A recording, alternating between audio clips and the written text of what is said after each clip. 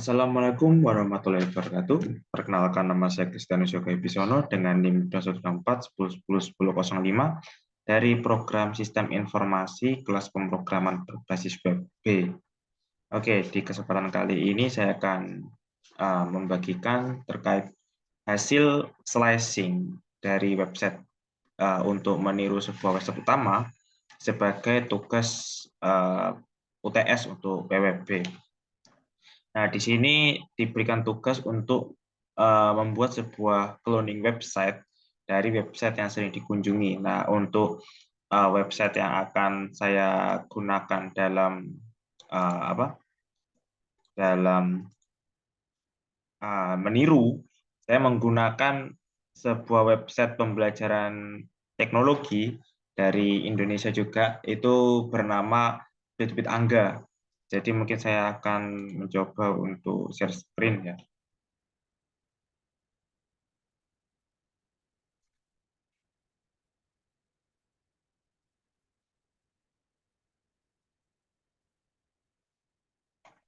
Oke, jadi di sini adalah website dari Bitbit Angga. Ya, ini memang agak nge-lag dikarenakan asetnya cukup banyak. Nah, ini. Oke. Jadi ini adalah website Bitbit Angga yang mana terdiri dari header, ada header atau navbar, terus berikutnya ada hero image dan atau hero content. Jadi kayak ketika landing page itu dinyalakan, tampilan atau section mana yang ditampilkan pertama kali yaitu namanya hero content yang ada apa? Ada judul sama gambarnya ini. Lalu berikutnya ada ini ada section company yang sudah bekerja sama lah ya. Terus berikutnya ada section roadmap, ada section untuk ini kategori roadmapnya, terus ada benefit, ada apa tools yang dipakai untuk pembelajaran, dan juga ada section lain di sini. Nah, jadi kalau ini adalah website aslinya ya bitbitangga.com. Nah, kalau yang ini adalah hasil dari slicingan saya. Jadi ya juga sama, juga mirip, ada hero content, ada roadmap-nya, dan masih banyak lagi.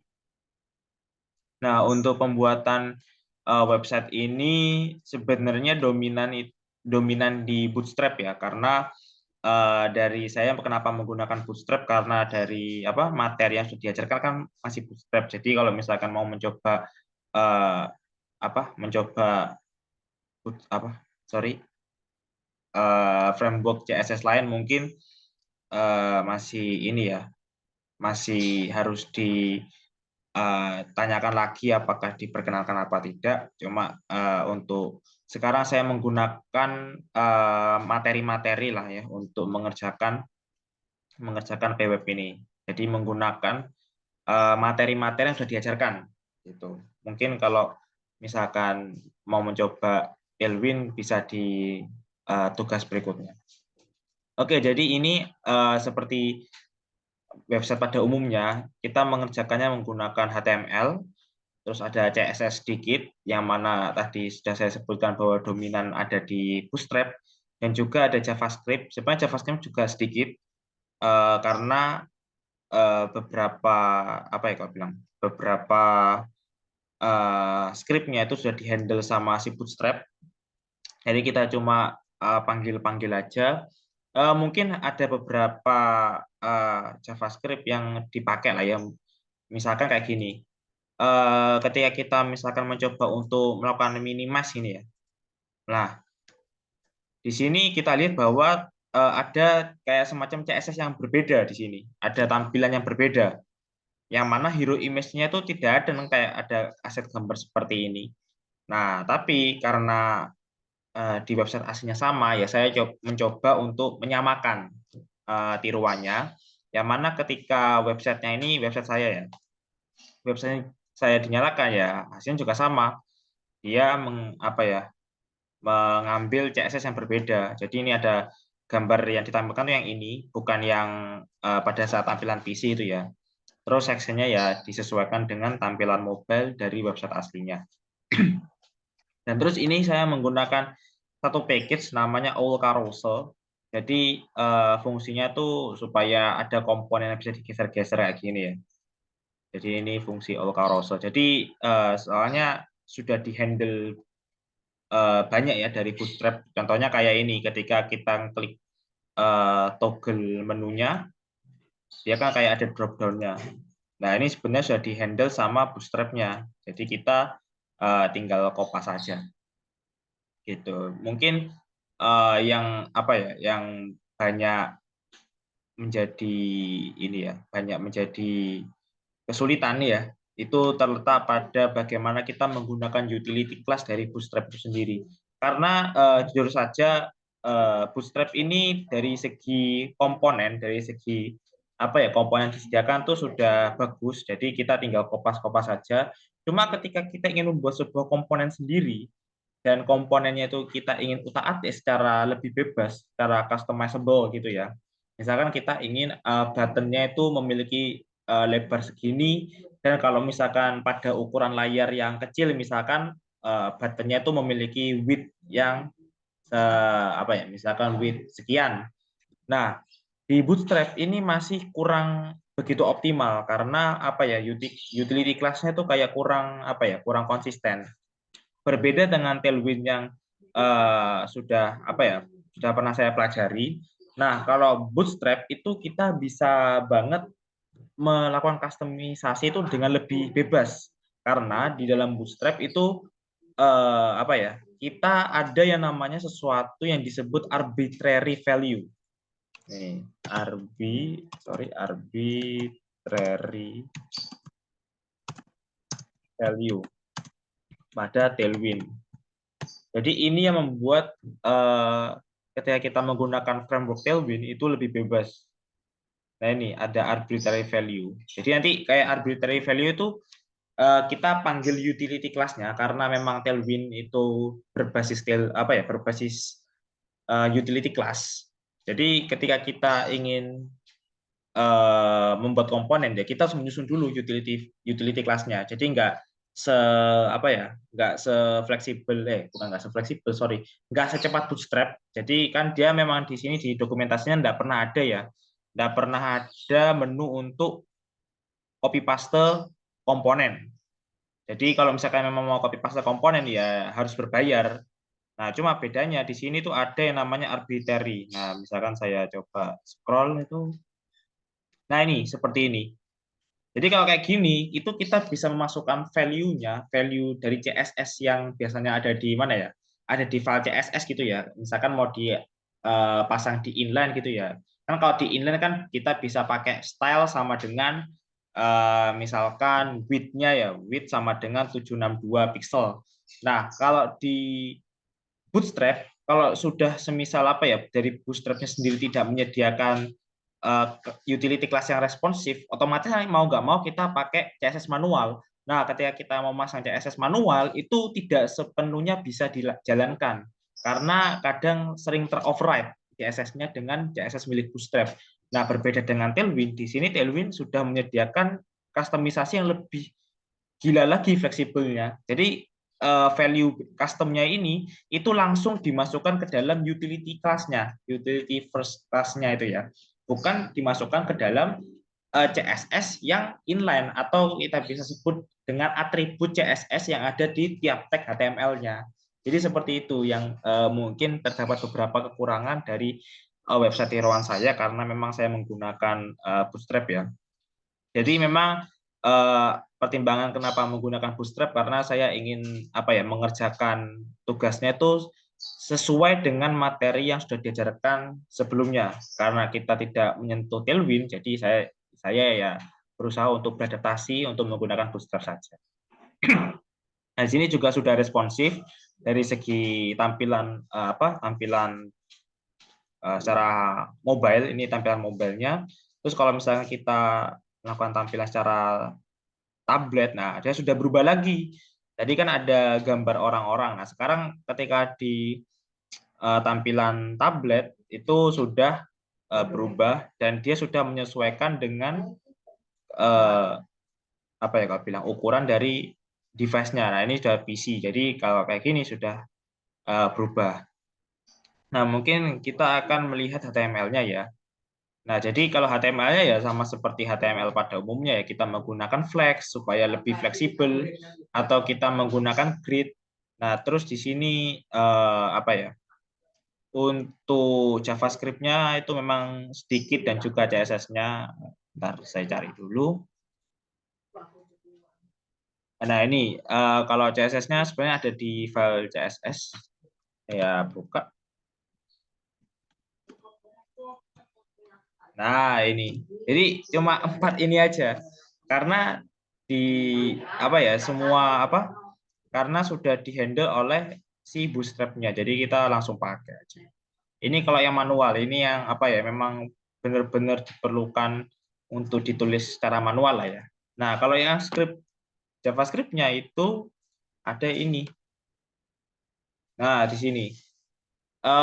Lebih tepatnya JavaScript di sini saya gunakan untuk melakukan apa ya, penghapusan dan juga penambahan kelas.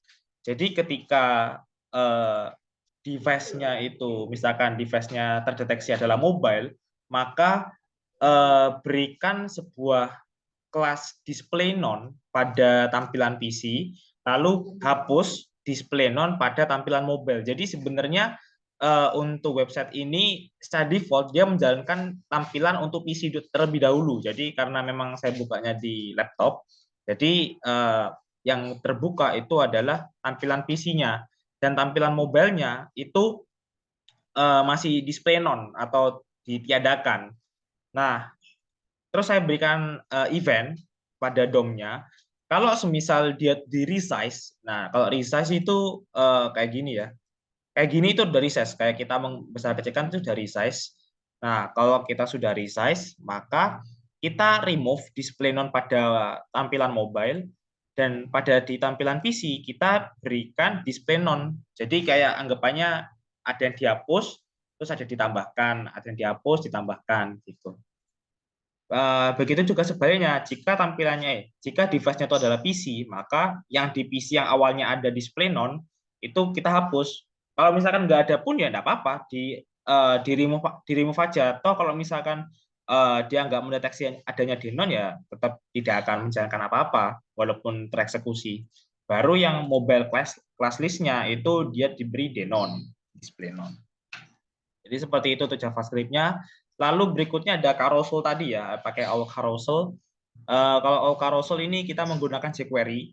Jadi maksudnya adalah jQuery tolong ambilkan saya sebuah elemen namanya all carousel. Dia itu ada di sini. Nah, saya cari. Nah, ini.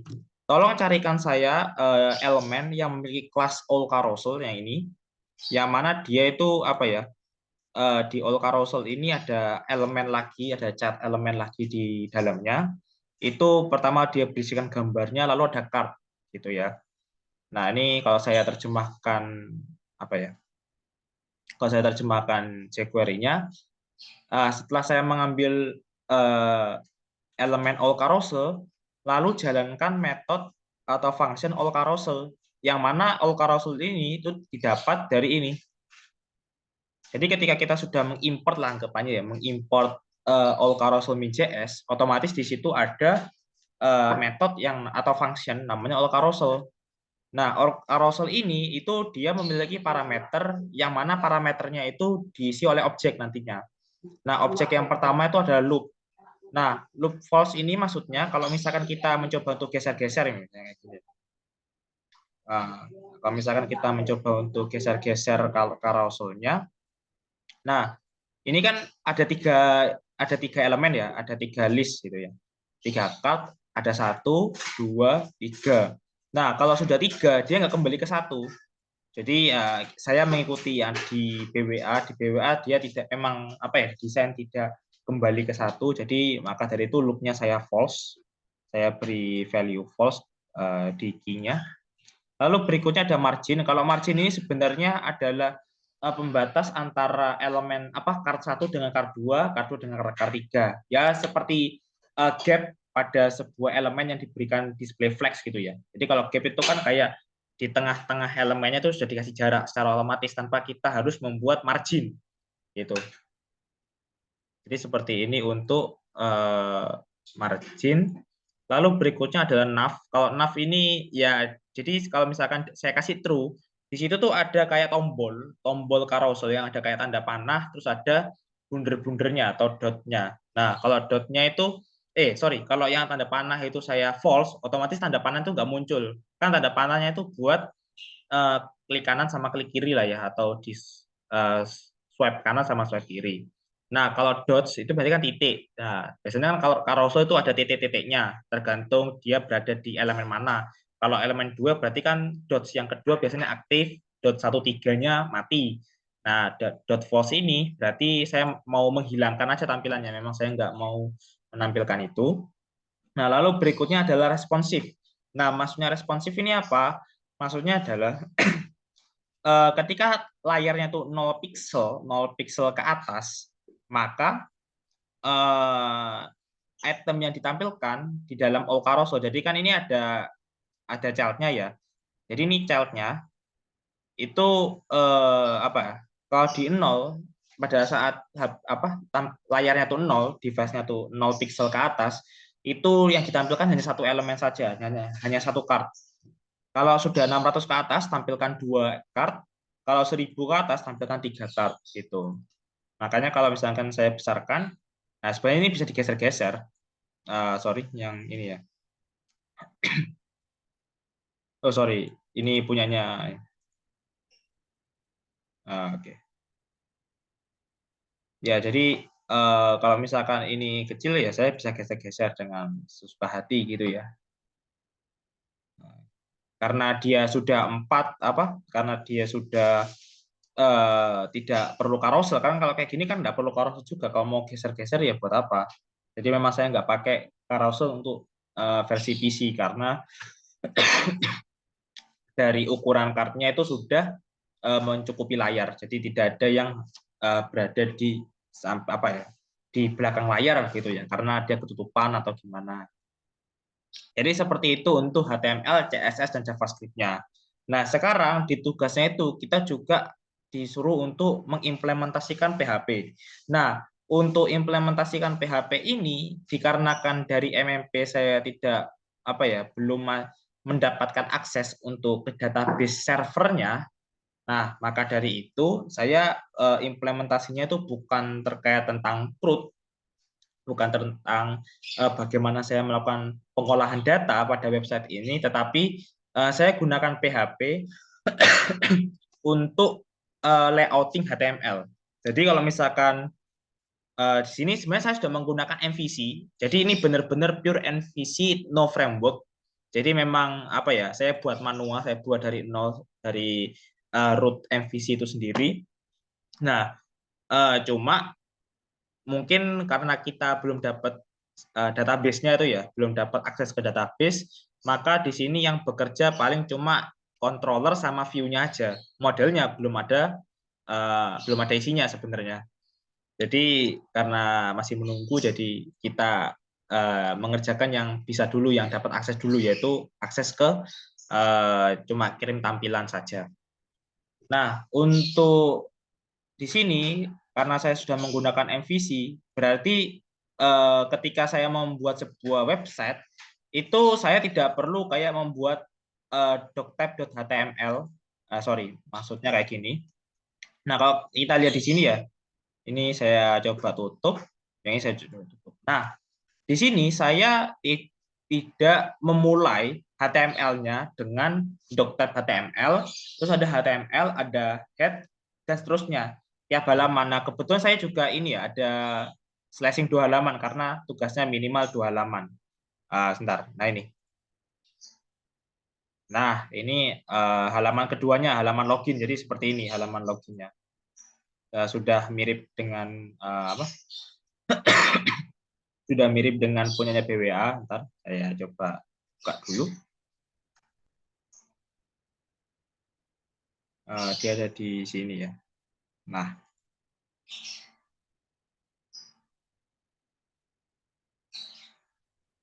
ini ya sudah mirip ya dengan yang ada di Bit Angga. Cuma bedanya kalau Bootstrap ini dia gap-nya itu hanya sampai 5 value-nya. Jadi ini sebenarnya sudah kasih gap 5, cuma ya dapat lebarnya cuma segini aja. Beda nanti kalau misalkan kita menggunakan Tailwind, kita bisa pakai gap-nya tuh sesuka hatinya kita. Bahkan gap utility class yang disediakan tuh bisa sampai puluhan, sampai ratusan gitu ya. Gitu. Oke, berbicara kembali lanjut tentang PHP ya. Nah, jadi kalau misalkan kita lihat di tiap halaman, di tiap tampilan juga, itu kita memisahkan antara logika dengan tampilannya. Jadi kelihatannya di sini dia menggunakan file PHP, tapi nggak kelihatan PHP-nya di mana implementasinya. Nah, kenapa kok tidak kelihatan implementasinya? Karena saya sudah meletakkannya di dalam controller, dan untuk wrapper-nya, untuk apa ya, untuk root dari MVC-nya, seluruh otak atau ya CPU dari MVC-nya itu saya letakkan di file yang namanya app.php. Nah, app.php ini itu adalah sebuah file yang mana dia akan menentukan terkait fungsi require. Nah, jadi kalau MVC itu ketika kita membuat sebuah link itu ya, misalkan HTTP, sorry saya pakai teks saja. Nah, saya tulis ini ya, HTTP, terus ada URL. Nah, ini misalkan ada slash, misalkan aku tulis apa ya, home index. Nah, ini kalau kita sudah berbicara tentang MVC, maka kita bisa membuat apa ya, URL yang cantik. Sebenarnya URL yang cantik ini dikerjakan di HT Access ya, cuma dikarenakan di VPS-nya karena dia OS-nya adalah Ubuntu, jadi ini kayak tidak jalan. Harusnya kalau HT Access-nya ini jalan, ketika saya membuat sebuah URL-nya itu tidak pakai ini. Sorry, tidak pakai apa? Tidak pakai ini. Ada tanda tanyanya sama URL-nya. Ini karena saya testingnya menggunakan Apache ya, web servernya. Nah, karena pakai Ubuntu, karena pakai Nginx, jadi HT Access-nya tidak bisa jalan. Nah, tapi sebenarnya ketika kita menggunakan MVC, nah URL yang seperti ini itu memiliki makna. Maknanya itu apa? Maknanya setelah kita memasang URL, terus ada parameter lagi ya, parameter URL lagi.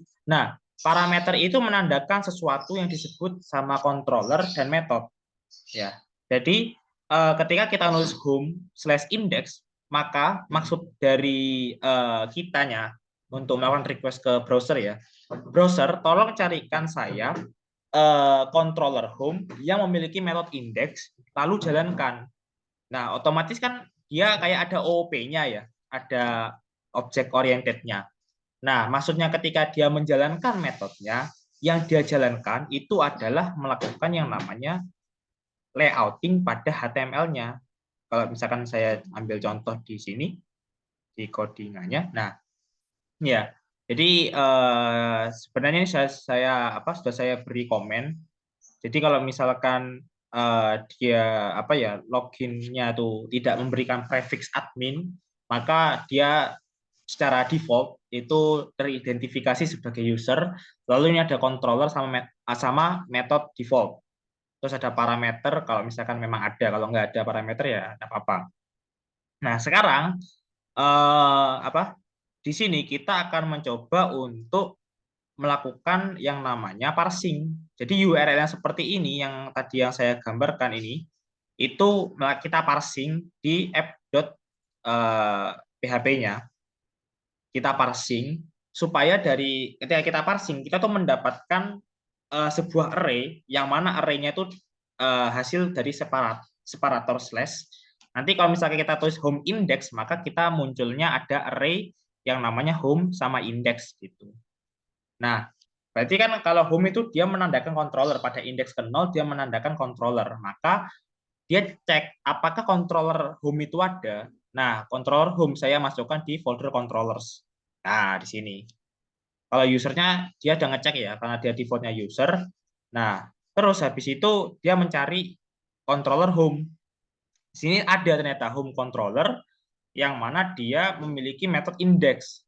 Nah, isi di dalam inilah yang apa ya kau bilang, yang dijalankan ketika kita melakukan MVC-nya. Nah, terus ini maksudnya apa? Ada this view. Nah, jadi this view ini tuh merupakan metode dari kelas controller yang ini. Nah, ini buatannya. Nah, inilah yang bisa membuat HTML-nya kita itu menjadi puzzle. Jadi bisa disusun sedemikian rupa. Kalau semisal ada halaman yang punya konten yang sama, ngapain kita harus ngetik ulang kode HTML-nya, kan ya capek juga kan ya. Jadi kalau komponennya sama, itu ya misalkan navbar sama footernya sama ya. Ya udah, navbar sama footernya itu ditulis sekali, tapi kita require ke halaman lain yang memang punya navbar dan komponennya sama itu, misalkan kayak footer ya. Sorry. Jadi seperti itu. Ya udah tinggal di require once. Nah, baru kita lihat di controllernya. Nah, di sini puzzle-nya dimulai. Jadi ketika kita menyusun HTML, kita nyusun dulu header-nya, yaitu ini. Mana header-nya? Nah, ini. Jadi header-nya cuma separuh gini aja, separuh HTML, saya body. Nah, terus di sini ada komponennya. Nah, kebetulan saya pakai navbar. Navbarnya itu ada di folder ini. Nah, ini navbarnya. Jadi secara apa ya? Secara di belakang layar sebenarnya dia kayak nyusun gitu, menyusun. Jadi habis navbar baru dia masuk ke konten utamanya, yaitu yang ada di indeks ini. Nah, ini yang tadi saya tutup. Baru dia diakhiri dengan footer. Nah, terus untuk data ini maksudnya apa? Jadi ketika kita apa? Ketika kita membuat sebuah title pada header gitu ya, itu biasanya kan tiap halaman beda-beda. Nah, permasalahannya kita maunya headernya ditulis sekali, tapi ketika di halaman lain itu judulnya sudah otomatis berubah, dinamis. Nah, kalau kita misalkan paksa nulisnya langsung di sini title, kayak gini, kita tulis secara manual, otomatis ketika kita pindah halaman, itu title-nya ya sama, nggak akan berubah. Nah, kita kan nggak mau seperti itu. Kita maunya supaya ketika kita pindah halaman itu tergantung dari yang di slicing ya, karena berhubung di Bitbit Angga setiap halaman itu beda nama judulnya, maka title-nya saya buat dinamis, yaitu saya pakai parsing data. Jadi saya buatkan sebuah array asosiatif, jadi key-nya itu adalah title, value-nya itu adalah ini kelas belajar ini, lalu saya kirimkan ke dalam view ini. Nah, karena apa? Kok bisa saya kirimkan ke dalam view? Nah, kebetulan saya membuat sebuah parameter data di sini, data dengan array kosong. Jadi defaultnya itu dia array kosong. Nah, karena kita berikan kayak gini, otomatis yang awalnya itu dia array kosong secara default, dia sekarang sudah memiliki sebuah key value. Key-nya adalah title, terus value-nya adalah ini kelas belajar desain dan sebagainya. Nah, karena kita sudah parsing datanya ke metodenya, otomatis dia bisa dipanggil di header-nya. Kita cuma gini aja, data, title, udah selesai. Nah, kalau misalkan ada halaman lain, ya udah tinggal tulis saja di metodenya, di metode misalkan metode store atau apa, tinggal dirubah namanya, kirim, selesai. Jadi lebih dinamis dan lebih cepat gitu. Oke, jadi mungkin sekian penjelasan terkait apa? Terkait tugas UTS untuk pemrograman berorientasi web. Jika terdapat kesalahan dalam penjelasan, saya mohon maaf yang sebesar-besarnya. Terima kasih dan wassalamualaikum warahmatullahi wabarakatuh.